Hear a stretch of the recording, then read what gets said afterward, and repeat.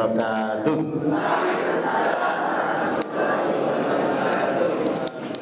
Alhamdulillah wa syukrulillah, la haula wa la quwwata illa billah. Assalatu wassalamu ala rasulillah Muhammad ibn Abdullah wa ala alihi wa sahbihi wa mawalah. Wa ba'du ikhwani wa akhwati fa inni usikum wa nafsi bi taqwallah amalan bi qawlihi a'udzu billahi minasyaitonir rajim. Ya ayyuhalladzina amanu taqullaha haqqa tuqatih wa la tamutunna illa wa antum muslimun. Ya ayyuhalladzina amanu taqullaha wa qulu qawlan sadida yuslih lakum a'malakum wa yaghfir lakum dzunubakum. Wa may yuti'illaha wa rasulahu faqad faza fawzan 'azima. Tentu kita bersyukur kehadirat Allah Subhanahu wa Ta'ala atas segala yang Allah takdirkan kepada dunia ini, termasuk kepada diri kita sendiri. Alhamdulillah, insya Allah kita dalam keadaan sehat jasmani dan sehat rohani. Mudah-mudahan demikian juga keluarga kita semua dalam keadaan takwa kepada Allah Subhanahu wa Ta'ala dan berusaha mengisi kehidupan ini sampai akhir hayat. Wala tamutunna illa wa antum muslimun. Pagi hari ini ada dua hal yang ingin saya sampaikan.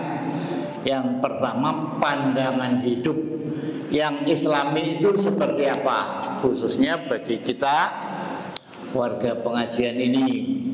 Yang kedua, ada yang pokok dari Islam itu, yaitu akhlak. Sebetulnya Islam itu pokoknya ada 4. Yang kalau diurut itu pertama itu keyakinan, akidah. Urutan kedua itu akhlak, suatu pandangan tentang nilai mana yang baik. Yang ketiga barulah ibadah mahdhah, misalnya sholat, berhaji. Dan yang keempat itu hubungan manusia dengan alam semesta, khususnya lagi hubungan manusia dengan manusia yang disebut al-muamalah. Jadi ada akidah, ada akhlak, ada ibadah atau ibadah mahdhah, dan ada muamalah. Memang kalau dirinci di ayat itu bisa juga disebut hanya 2, yaitu hablum minallah dan hablum minannas.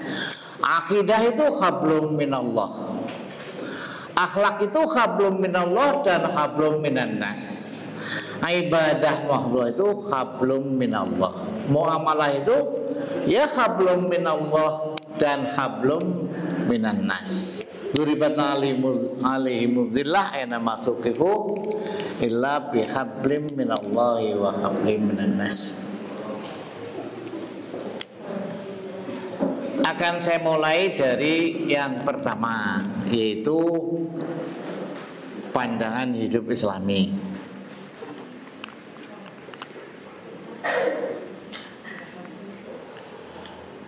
Pernah kita mendengar ada ceramah Muhammadiyah itu tersusun atas 3 pilar. Ya, setuju saya, setuju atas 3 pilar.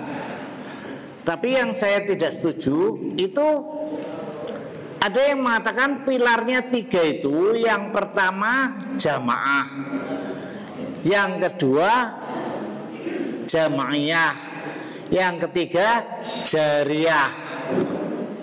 Itu yang saya tidak setuju, yang ketiga itu. Yang namanya jamaah, ya jamaah orang-orang Islam itu pasti ada jariyah, nggak bisa enggak. Apalagi yang berpikir panjang, wal akhiratu khairul laka minal ula, itu memikirkan betul tentang amal jariyah Yang jariah itu kunci-kuncinya, jalan-jalannya, kendaraan-kendaraannya itu ada 3. Yang pertama shadaqatun jariyah. Yang kedua ilmun itu juga jariyah, malah sepanjang abad itu. Yang ketiga waladun solihun.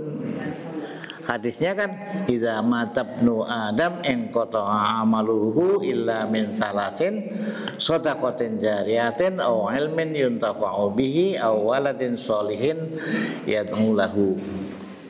Kembali kepada kata jariyah. Jadi kata jariyah yang artinya lari atau mengalir itu sudah ada pada jamaah Islamiyah, jamaah Muhammadiyah. Jamaah orang Islam itu ya pasti punya corak, yaitu amal jariyah, amal yang sering hanya disebut jariyah saja, tapi itu maksudnya kan amal jariyah.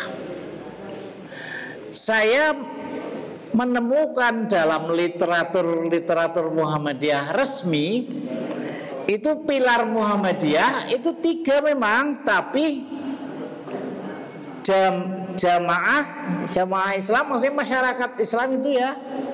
Terus jamaiyah itu organisasinya ada pimpinan pusat, ada pimpinan wilayah, daerah, cabang, ranting.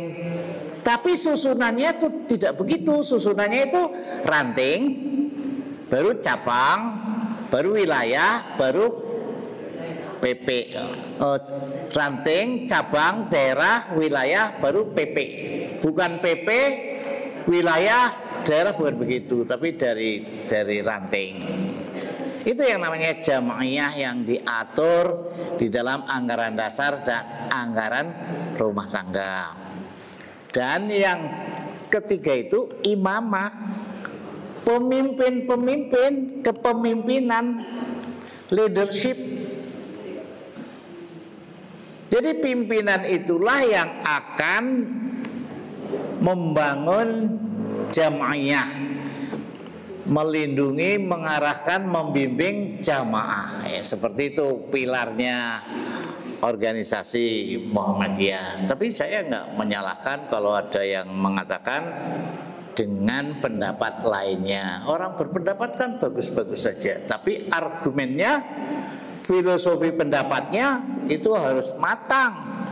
Jangan karena kuat banyak orang, banyak pendukung yang tidak mutu diangkat. Kita harus akademis, bermutu, bisa dipertanggungjawabkan secara akademik. Ada alasan-alasan syariahnya, juga alasan-alasan yang masuk akal sehat. Jadi bukan karena yang banyak setuju begini maka jadilah begini, tidak. Jadi yang disetujui itu yang harus paling bagus lah, begitu.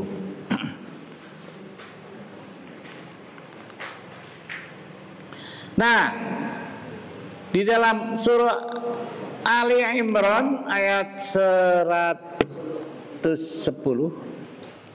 terkenal sekali ayat ini dibacakan. Auzubillahi minasyaitonirrajim. Kuntum khaira ummatin ukhrijat linnas. Itu dulu sepotong itu.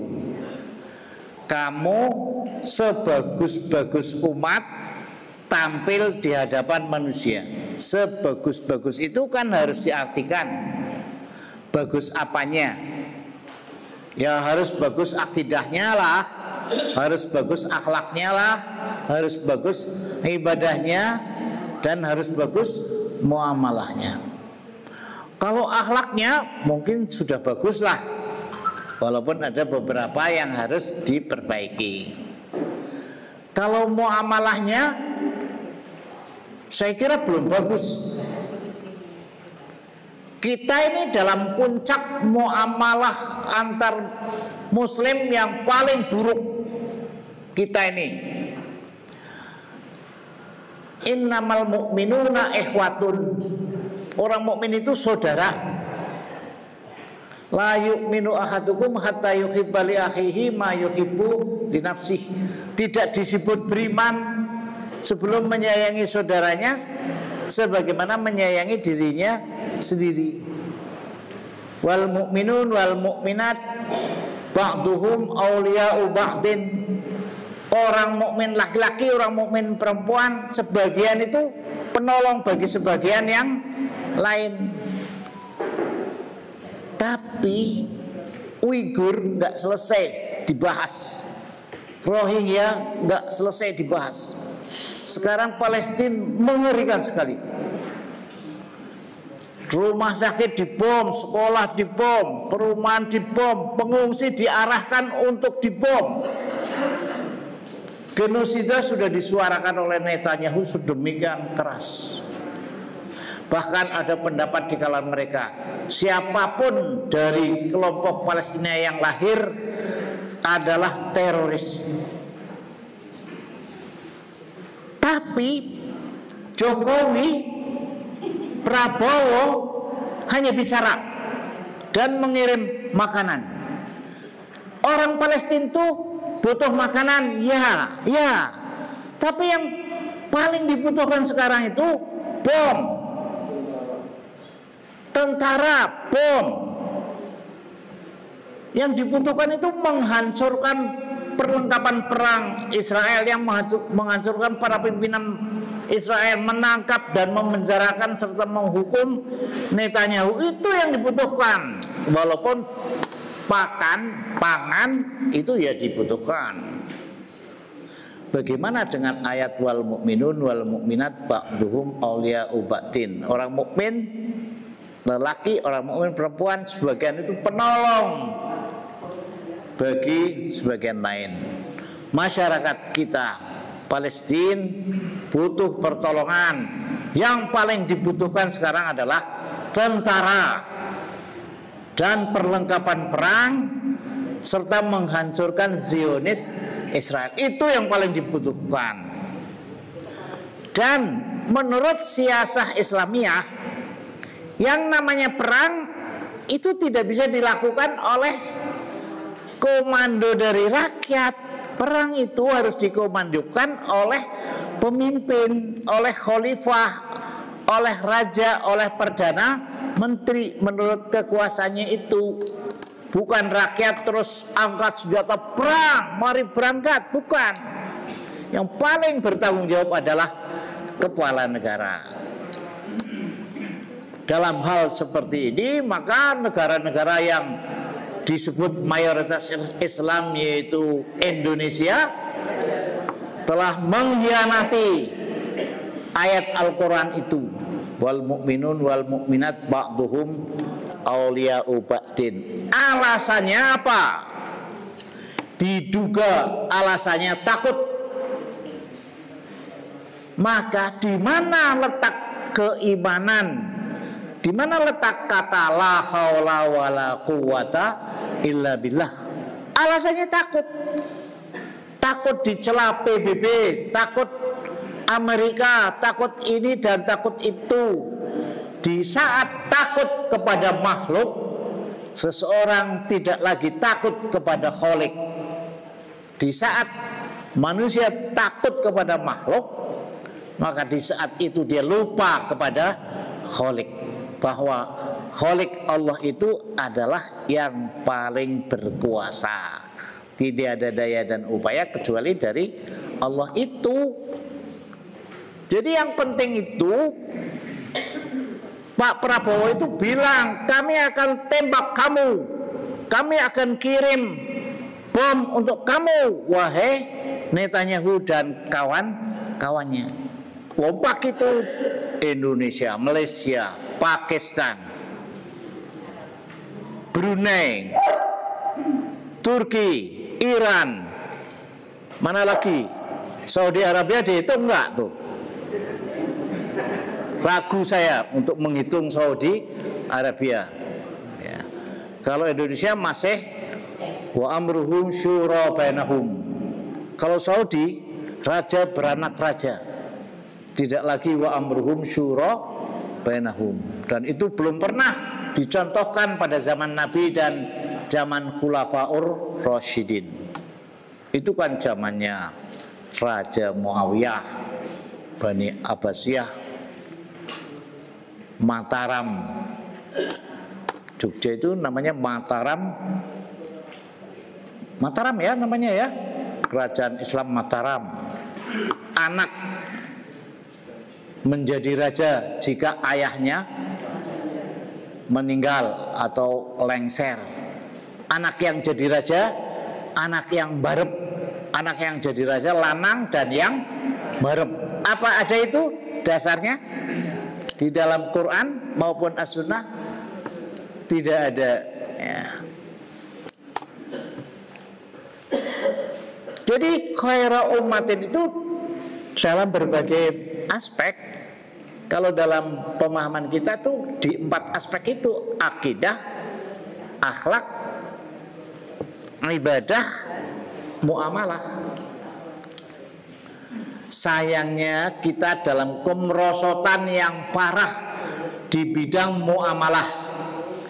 Kita itu mengikuti Yahudi, dan Yahudi itu masuk ke lubang biawak, dan kita ikut masuk ke lubang biawak. Hadis tentang itu ada. Kita itu sudah betul-betul tasyabbaha man tasyabbaha biqaumin. Di bidang ilmu pengetahuan yang Islam itu mengajarkan thalabul ilmi fardhatun ala kulli muslimin. Di bidang ilmu pengetahuan kita juga dalam keadaan yang ada di belakang. Dulu pernah kita zaman para pemimpin dulu, kita berada di depan. Pembuatan kapal terbang itu dulu diinspirasi dengan karya tulis yang ditemukan di Baghdad, Risalatut Thair, cerita kisah keterangan tentang burung. Dan di Baghdad itu pula ada orang naik pohon korma, lalu naik pelepahnya, dan dia potong pelepahnya, dia terjun ke bawah untuk tahu bagaimana caranya terbang. Tapi Zeppelin di 1911 telah menemukan kapal terbang yang pertama. Itu orang Jerman. Tapi referensinya itu yang dulu diambil dari perpustakaan-perpustakaan di Baghdad. Islam memang mengedepankan ilmu pengetahuan. Yarfa'illahu alladzina amanu minkum walladzina utul ilma darajat. Sayangnya masyarakat Islam sudah lebih banyak memikirkan makan dan minum, pakaian dan rumah dibanding ilmu pengetahuan. Jumlah piring di rumah panjenengan lebih banyak daripada buku-buku agama. Jumlah gelas dan sendok lebih banyak dari referensi agama. Nyata itu. Ya. Saya bukan omong. Boleh hitung buku saya di rumah. Hitung pula sendok, garpu, piring. Sendok, garpu, piring kalah. Ya. Belum lagi buku digital yang zaman sekarang ini di sini banyak sekali. Tapi ya begitu, memang kita dalam keadaan kurang perhatian terhadap ilmu. Padahal ayatnya jelas, yarfa'illahu alladzina amanu minkum walladzina utul ilma darajat. Ya, HP juga yang membuat siapa? Kemarin orang-orang Palestina dan orang-orang Libanon marah-marah gara-gara pagernya jeblok. Salah sendiri, nggak bisa bikin pager yang tidak jeblok, malah beli pager yang ternyata sudah dimasuki oleh bom kecil yang dipikirkan oleh Israel. Bomnya kecil sekali, dimasukkan ke HP kayak gitulah. jeblok bareng-bareng itu. Yang seperti itu kita baru beli pager, beli HP, beli radio, beli apa lagi? Beli beginian, beli komputer. Malaysia sudah bisa membuat komputer. Kita harus menyadari itu. Maka jangan heran kalau kesadaran Muhammadiyah, kemudian Muhammadiyah sudah mulai membuat alat-alat perang. Ya sudah mulai. Cuma warga Muhammadiyah nggak perhatian. Kalau ada berita Muhammadiyah menerima tawaran mengelola tambang, wow, gempar. Pada tahu semua, wah duit nih. Ya. Tapi begitu ada berita tentang Muhammadiyah membuat alat-alat perang, itu sudah lama padahal ini di Jogja juga sudah, Bandung, Malang, itu orang-orang belum perhatian. Ya. Jadi rupanya Australia itu bisa menembakkan apa ya namanya ya, yang bukan rudal roket, bisa menembakkan roketnya itu sejauh 1.800 km. Ya. Pindad melontarkan roketnya sudah sampai Semarang dari Bandung. Ya, itu sekitar 300-400 km. Insya Allah Muhammadiyah akan melampaui Pindad dalam hal-hal seperti itu. Tapi ya didukung. Nanti kalau ada ide di Muhammadiyah, kita bikin reaktor nuklir, jangan didemo. Waktu zaman Baihaqi, idenya bikin reaktor nuklir di daerah Pantura, di daerah Jepara, daerah Padis itu. Tuh kiai-kiai berdatangan ke sana demo, jangan bikin nuklir. Ini adalah alat merusak. Lihatlah Chernobyl telah meledak. Masa kita akan membuat nuklir? Sekarang kenyataannya semua orang juga tahu negara yang punya nuklir ditakuti, disegani. Korea Utara itu negara kecil saja, tapi Amerika nggak berani karena punya nuklir. Iran itu sudah diobok-obok terus karena Iran punya nuklir. Dan saudara-saudara di Indonesia ikut-ikut membenci orang Iran gara-gara orang Iran Syiah. Kan begitu? Bagaimanapun Syiah, dia masih mengaku Islam dibanding yang jelas-jelas mengatakan agamaku Kristen Protestan, agamaku Ortodok, agamaku Yahudi. Mendingan yang agamaku Islam, aliran pahamku Syiah, aliran pahamku Islam Nusantara. Itu ada di Indonesia kan ya? Silakan sajalah. Ya. Memang orang Islam kan belum baik-baik sekali ya. Tapi itu mendingan dibanding Yahud dan Nasoro. Walan tardo angkal Yahud walan Nasoro hatta tattabi'a millatahum. Nah, namun demikian dalam pergaulan masyarakat dunia, kita yang belum maju ini ya tidak bisa tahu-tahu terus melompat maju ya ketimik-ketimik. Harus pasti programnya bahwa umat Islam itu harus menjadi khairu ummatin. Nah, khairu ummatin itu jalannya, khairu ummatin ukhrijat linnas itu jalannya adalah ta'muruna bil ma'ruf wa tanhauna 'anil munkar wa tu'minuna billah. Bapak Ibu yang saya hormati, selain itu Islam kita umat Islam itu diberi julukan umat wasato, umat tengah-tengah. Artinya tidak terlalu ke kanan, tidak terlalu ke kiri. Ada umat yang sangat bengis, tapi dipopulerkan sebagai sangat toleran. Siapa mereka? Amerika. Dia bilang perdamaian dunia. Dia sendiri yang menyerbu negara-negara lain.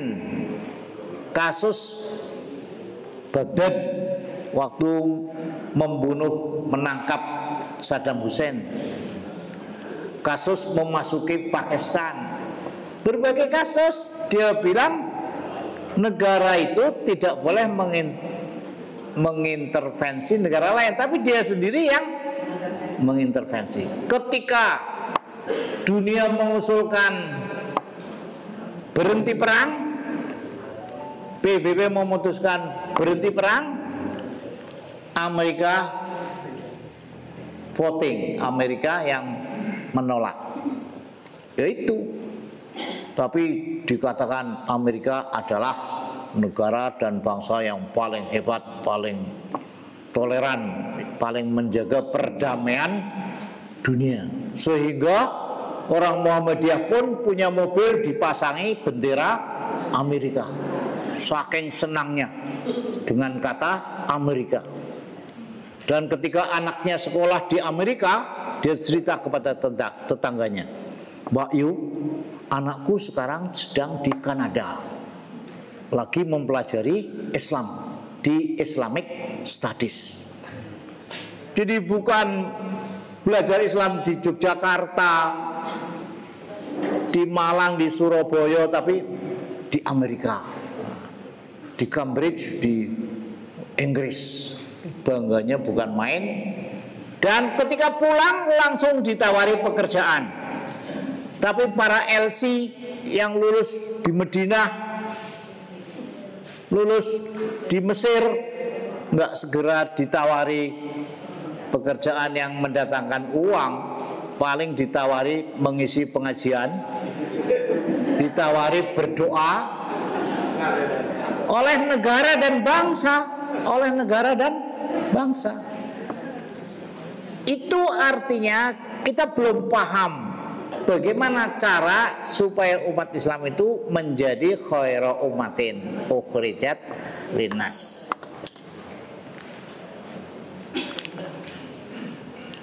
Nah, akhlak dari orang Islam, ya termasuk orang Muhammadiyah, mengacu kepada Al-Hujurat ayat 13. Ya ayyuhan nas inna khalaqnakum min dzakari wa untha wa ja'alnakum syu'uban wa qabaila lita'arafu inna akramakum 'indallahi atqakum innallaha alimun khabir. Hai manusia, kita manusia bukan?